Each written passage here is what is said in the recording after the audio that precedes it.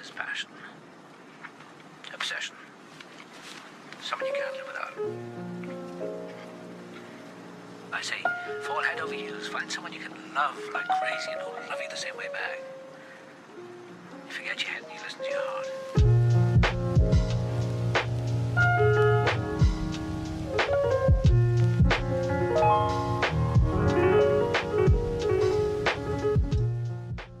La arquitectura es todo, y creo que es la forma en la que nos relacionamos con el mundo, con el exterior, es el contexto, y también es la forma en la que nos relacionamos con el otro. Y para mí, en ese sentido, la definición de la arquitectura va más allá del espacio, de lo construido o del simple hecho de cobijar, sino para mí tiene que ver obviamente con cobijar, pero tiene que ver con relacionarse. Entonces, relacionarse con el prójimo, relacionarse con la ciudad. Cada vez más el rol del arquitecto se define en función de, a través de las posibilidades de mejorar la vida, la manera en la que vivimos. Tiene que ver con generar nuevas posibilidades de relacionarnos con el prójimo, con el entorno, de modificar ciertos paradigmas, de modificar ciertas maneras en las que estamos desarrollándonos como ser humano y que de pronto, gracias a mejor o peor arquitectura, se puede cambiar eso. En específico, la arquitectura creo que sí, y el arquitecto creo que sí cada vez más tienen ese potencial de mejorar a la sociedad, de modificar una ciudad, de transformar no solo un espacio de puertas para adentro, no solo la casa, no solo la vida de una familia, sino la manera en la que se está relacionando la sociedad, la manera en la que trabajamos con el medio ambiente, trabajamos con los recursos, trabajamos con plantear diferentes formas de vida.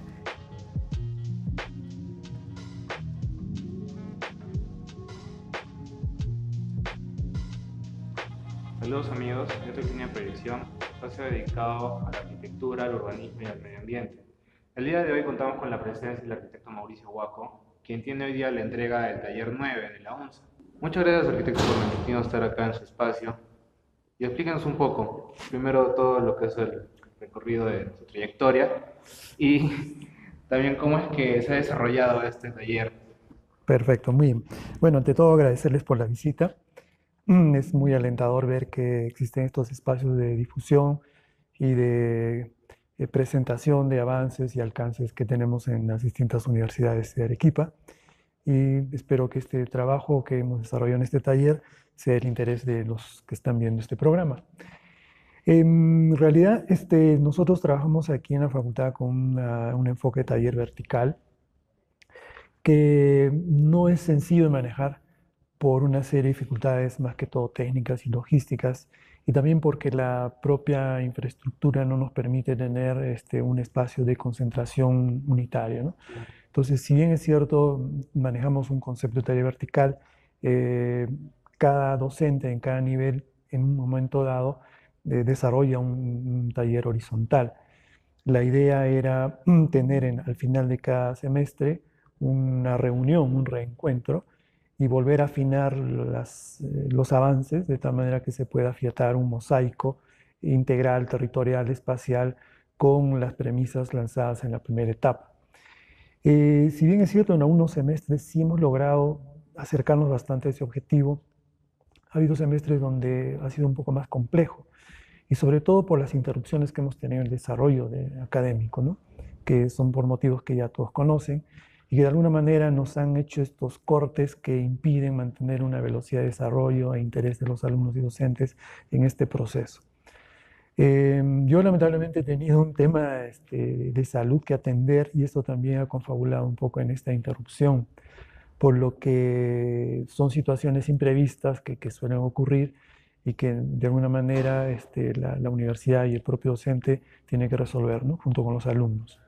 El taller nuestro es una consecución o una consecuencia de un taller anterior que ha tocado un tema de desarrollo territorial en la zona de La Joya, donde en el semestre pasado se ha hecho un planteamiento general de usos de suelo, de equipamientos, tratando de resolver los problemas álgidos en algunos territorios de la zona. Y este semestre hemos recogido, para el caso mío, en taller 9, grupo C, 2 temas. Hemos puesto a disposición de los alumnos la opción de escoger entre el desarrollo de una propuesta de un terminal aéreo utilizando la base aérea de La Joya en Vítor, y una segunda propuesta que se orienta a un centro tecnológico o agrotecnológico en la zona del Paraíso, ¿no? En La Joya.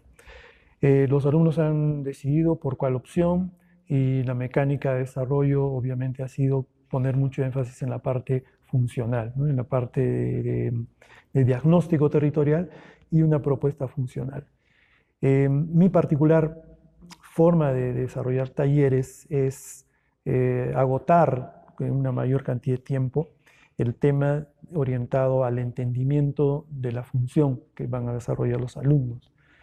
No especulamos mucho en el tema formal porque entendemos que la realidad nuestra se basa en parámetros mucho más constreñidos, ¿no? En términos de propuesta formal, sin que esto signifique que se obliga a los alumnos a trabajar encasilladamente en soluciones sin calidad formal. Yo particularmente entiendo de que la propuesta formal puede venir acompañada en un momento posterior. Para mí lo más importante es que el alumno entienda cómo funciona el tema que va a desarrollar entre manos. Y es un poco el énfasis que ponemos a lo largo del semestre. Y algunos alumnos ven esto un poco tedioso, porque lo normal es que el alumno que entra a un taller quiere lo más pronto ya empezar al diseño, ¿no? A soltar ideas. Eso en algunos talleres puede funcionar, siempre y cuando el alumno venga preparado con un bagaje de conocimientos sobre el tema, ¿no? Y que le permita acortar estas distancias entre idea y propuesta. Pero cuando son temas nuevos o poco tratados, es preferible que los estudiantes dediquen mucho más tiempo, ¿no? En solucionar el tema de la teoría del concepto, de tal manera que las premisas de diseño sean lo más naturales y lo más coherentes con esa realidad. Y en muy corto tiempo esas premisas se convierten justamente en propuestas gráficas que ayudan al entendimiento de la respuesta espacial, ¿no? Entonces yo soy de los que particularmente dedico más tiempo al análisis, ¿no? Un buen análisis que permita que la respuesta salga con menos errores, ¿no? Y de manera mucho más sencilla para el estudiante. Pero más que todo que los problemas se conviertan ya en oportunidades. Exactamente. Existe otro enfoque que es distinto, que el alumno ya empieza a esbozar ideas desde el principio, pero sin una base teórica, conceptual, concreta. Pero que a veces se puede ir de frente contra un Sí, muro. Si es que se no va contra un llega. muro porque a veces se encuentra con topografía que no está bien estudiada, una realidad mal interpretada, y resultan proyectos con aparente calidad formal, pero con muchas deficiencias en la parte funcional. Aparte no resuelve nada. Y que evidentemente no resuelve nada. Y tratándose de último semestre, me parece que es más necesario que el alumno se acerque más a la realidad, ¿no? A la realidad que impone tema de costos, tema de presupuestos, tema de minimizar el gasto público, temas que tienen que ver con la optimización del uso del suelo, temas que tienen que ver con el menor impacto ambiental posible, que es lo que tiene que tener como valor agregado la propuesta académica de nuestros estudiantes.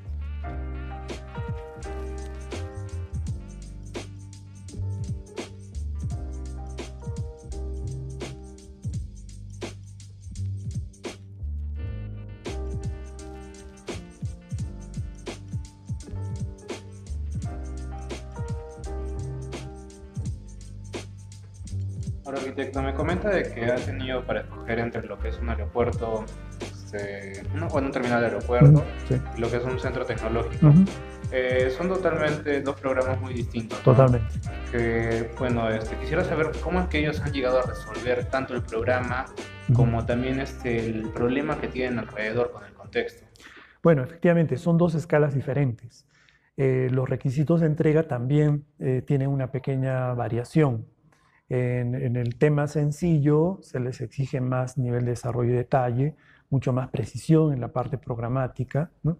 Y en el otro tema lo que interesa es el concepto de la propuesta general con un partido arquitectónico, urbano arquitectónico en este caso, que resuelve un poco la localización del emplazamiento, su organización y su articulación con el entorno inmediato, y evidentemente que resuelva el tema funcional neto con bastante claridad.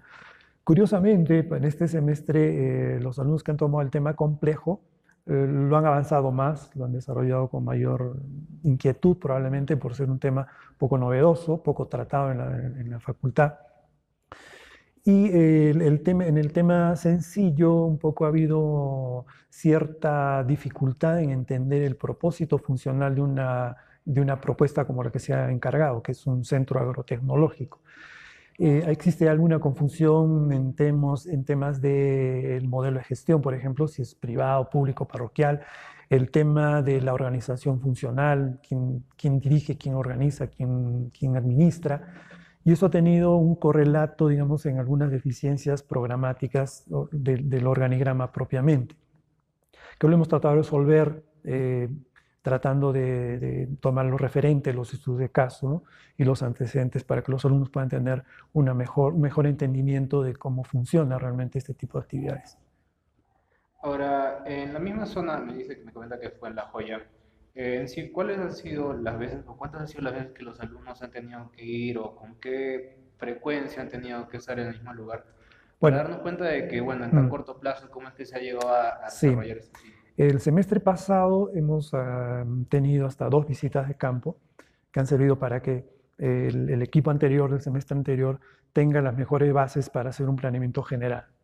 En este caso, este semestre, como ya teníamos el antecedente del diagnóstico anterior, los alumnos han quedado en la libertad de hacer las visitas de campo que requieran para poder entender la realidad.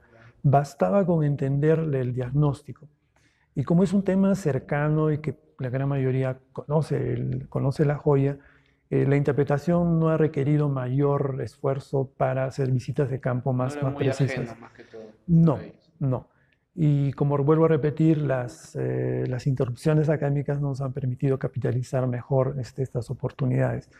Entonces ha sido una suerte de experimento de cómo los alumnos pueden entender un territorio entendiendo la documentación previa existente, con la libertad de que ellos puedan tener o han tenido de hacer las visitas de campo no guiadas, totalmente independientes, y esto para generar una mayor conciencia y responsabilidad del alumno. Porque a veces cuando hay visitas guiadas, sí, es cierto, la presencia del docente es importante para aclarar dudas, pero también eso se resuelve con las críticas en clase, ¿no? Entonces, de alguna manera se genera esta suerte de desarrollo de capacidad de investigación independiente, que es muy importante en los alumnos que ya están en el último año.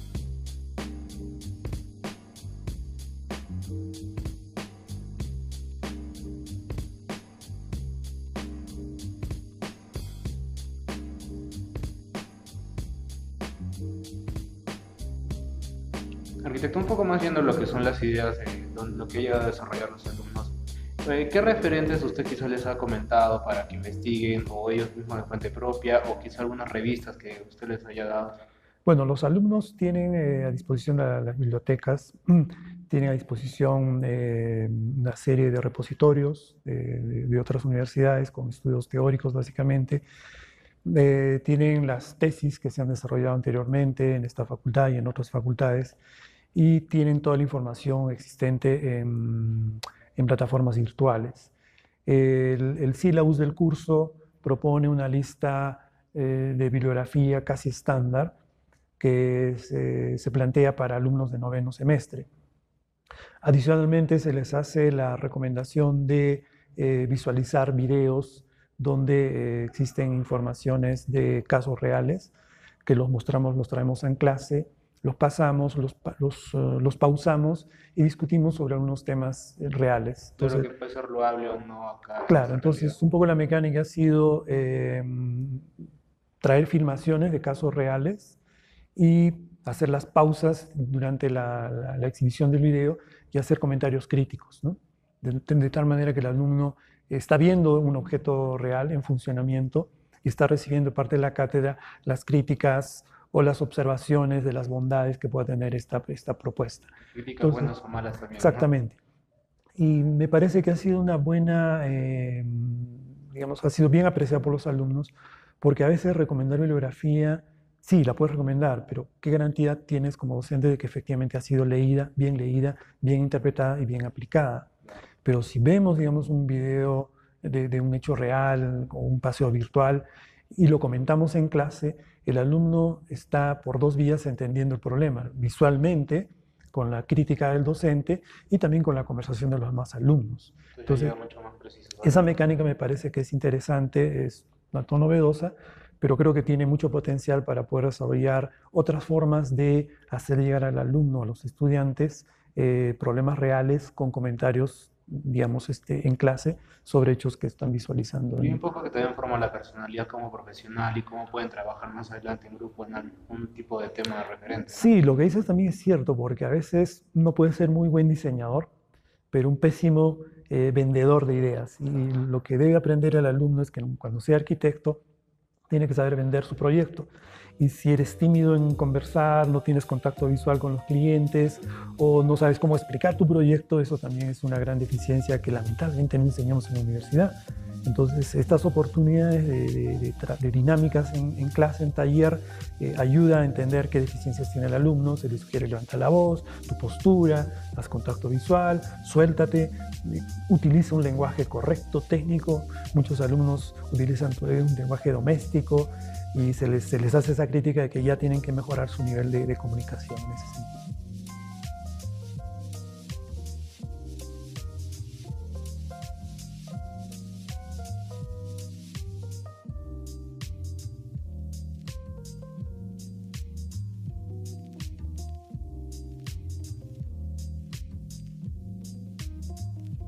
Arquitecto, un poco más hablando de los mejores trabajos que ha calificado acá, ¿cuáles son los que le han impresionado y de qué manera ellos le han llevado a resolver los problemas que ha podido tener tanto el terreno como el programa en sí? Bueno, en la categoría del Centro Agrotecnológico tenemos dos grupos o dos niveles de respuesta, ¿no? Hay un nivel de respuesta de trabajos que han empezado con propuestas de organización espacial muy claras, bastante innovadoras, bastante atrevidas y que de alguna manera han roto un poco el esquema del trabajo tradicional, que es bastante encapsulado en una arquitectura bastante sencilla, digamos, ¿no? Con poca exploración formal. Y el otro grupo que se ha quedado justamente en ese tema, ¿no? Ha resuelto el tema funcional, pero ha faltado pasar a una etapa de respuesta de innovación formal. Más espacialidad. Mucha espacialidad.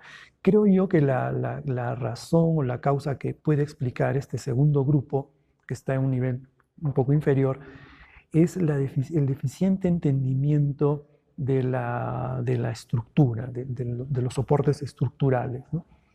Entonces, muchos trabajos han sido o han estado bastante limitados con respuestas estructurales poco compatibles con esa arquitectura, ¿no?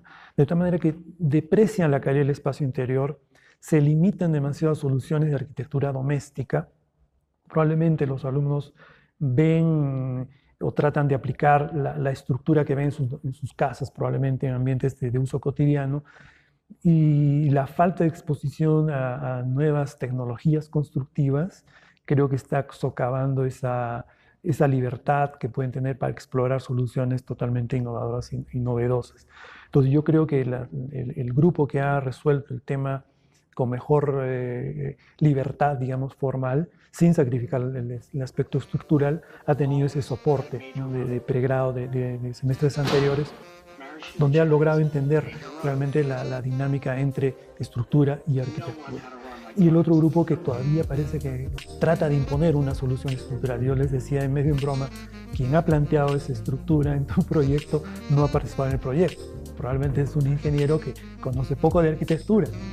Entonces lo toman a bien porque evidentemente no es esas columnas o esas placas o esas vigas desmerecen el espacio arquitectónico, pudiendo obtener otro tipo de resultados.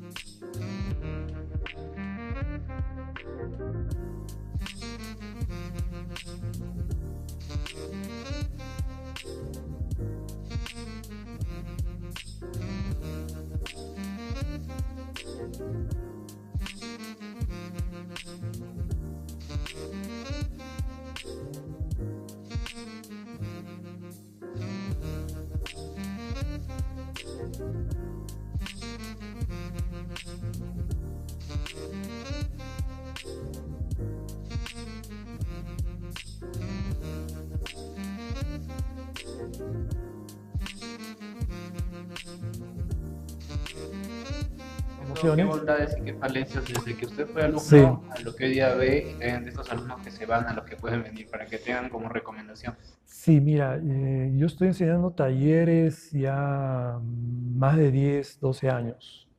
Y si pudiera hacer una curva de desarrollo en calidad, desde el primer taller que tuve acá en la facultad hasta hoy, me apena mucho decir que esa curva es descendente, ¿no? Es una curva descendente que grafica muchos problemas probablemente subyacentes, que nos obliga como académicos a reaccionar, porque nosotros vivimos de producir recursos humanos altamente calificados para la sociedad y tenemos que ser más exigentes con esa calidad.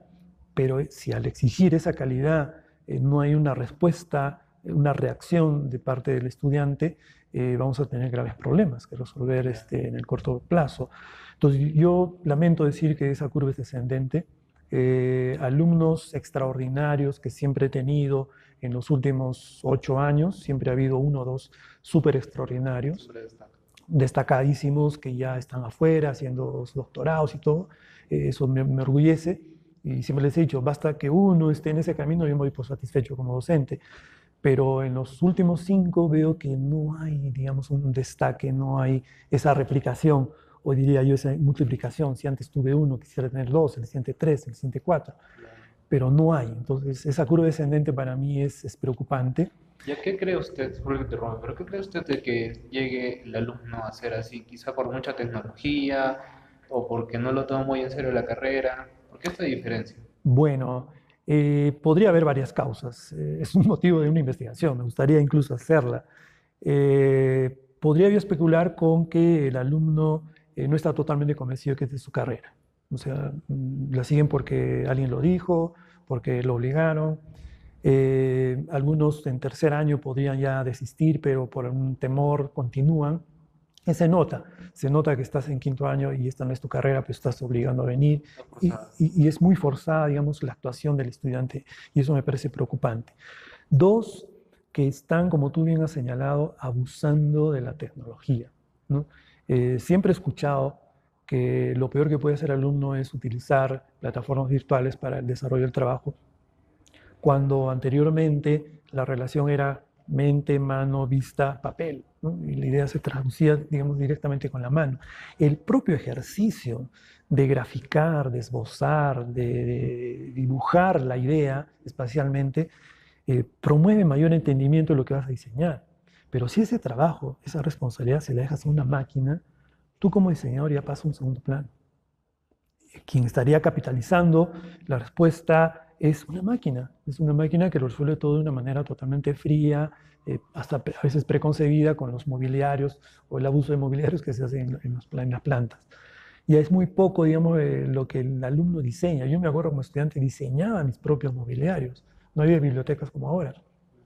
Y el hecho de diseñar un mobiliario en un ambiente hace que haya una mejor conjugación y entendimiento del espacio. Pero ahora ponen las bibliotecas de muebles que hay forzadamente y diseñan, digamos, de una manera bastante fría y ese me parece que es un factor que está confabulando también.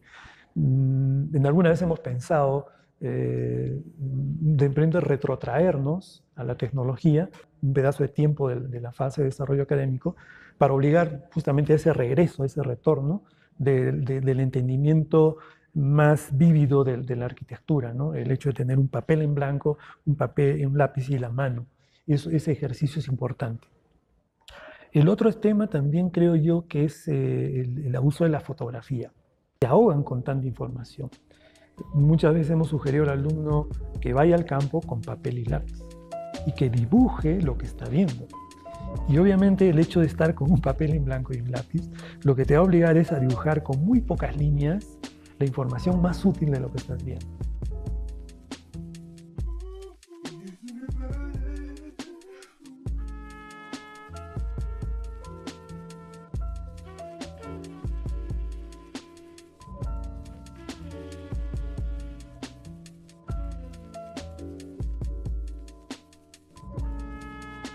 Con el tiempo pueda poner en peligro en sí mismo la misma profesión del arquitecto. Sí, de hecho que ya en muchos lugares ya prescinden de arquitectos, ¿no? Existen mercados inmobiliarios totalmente en prescindencia de nosotros como Desligado arquitectos. totalmente de la arquitectura. Sí, es una actividad absolutamente comercial, totalmente automatizada. Y nosotros, si no reaccionamos en este momento y seguimos dependiendo de la tecnología, utilicémosla para mejorar la calidad. Como una herramienta más, no Sí, como un ente que no va a exactamente. resolver los El problemas. reto que queda por delante es cómo, y sería la pregunta interesante, cómo la tecnología nos ayudaría a revertir esa curva descendente en una curva ascendente. Ese es un tema pendiente de estudio. Muy interesante para este sector.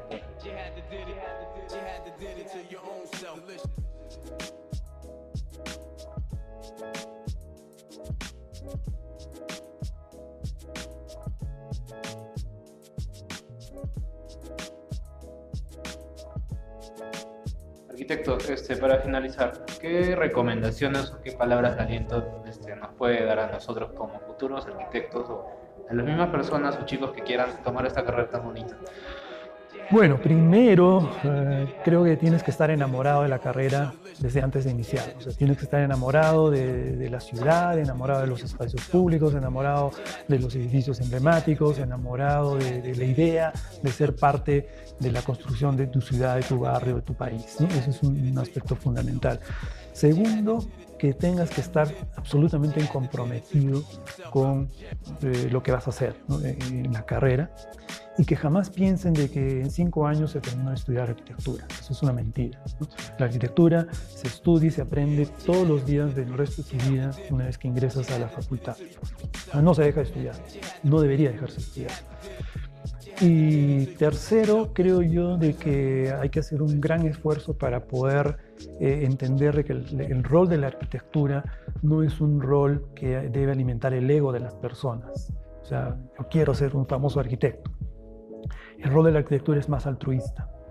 Y pensar de esa manera va a garantizar de que el estudiante encuentre la razón de ser de la arquitectura y de otras áreas de conocimiento complementarias, como por ejemplo el urbanismo, o como el diseño urbano, o como el planeamiento urbano, y que no se cierren tanto en lo que ofrece la carrera, sino que existen otros conocimientos también que complementan lo adquirido en la carrera, como por ejemplo un curso de ecología urbana o una segunda especialidad en gestión pública.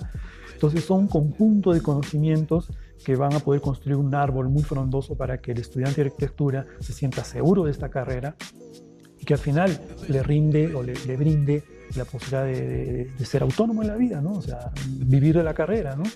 Y no esperar de que voy a depender de alguien, sino que puedo tener un momento de independencia para desarrollar esa carrera. ¿Qué es lo bueno de la arquitectura? La arquitectura te permite incluso estar en esos dos campos simultáneamente, ser dependiente, como en mi caso, un docente, y también trabajar independientemente.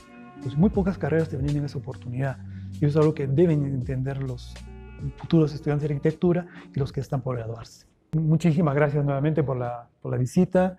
Quedan todos invitados para que puedan conocer un poco más de la entrega que hemos tenido en este taller, en la revista Arquitecnia, y no solamente esta entrega, sino otros trabajos más y otras producciones que tiene Arquitecnia que son de mucho interés para la colectividad. Así que todos están invitados a participar en esta revista. No, más que todo agradecerle a usted, arquitecto, por permitirnos en este su espacio. Y bueno, ya saben que si tienen comentarios o quieren saber más novedades sobre esta entrega y otras cosas más, pueden visitar nuestra página de Facebook como Arquitecnia. Y ya saben que tenemos una cita el día martes a las 9 de la noche y sábado a las 10 de la mañana en el programa Línea de Proyección por TV UNSA. Yo soy Oscar Delgado Toranzo y muchas gracias, arquitecto. Muchas gracias a ustedes.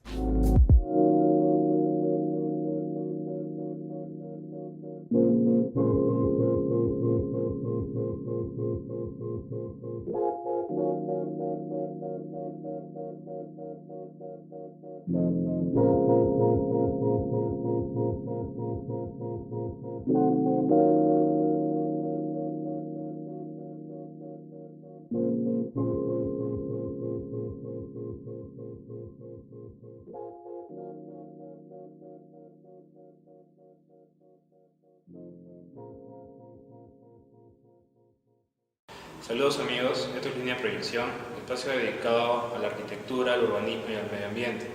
El día de hoy contamos con la presencia del arquitecto Mauricio Huaco, quien tiene hoy día la entrega del taller 9 de la UNSA.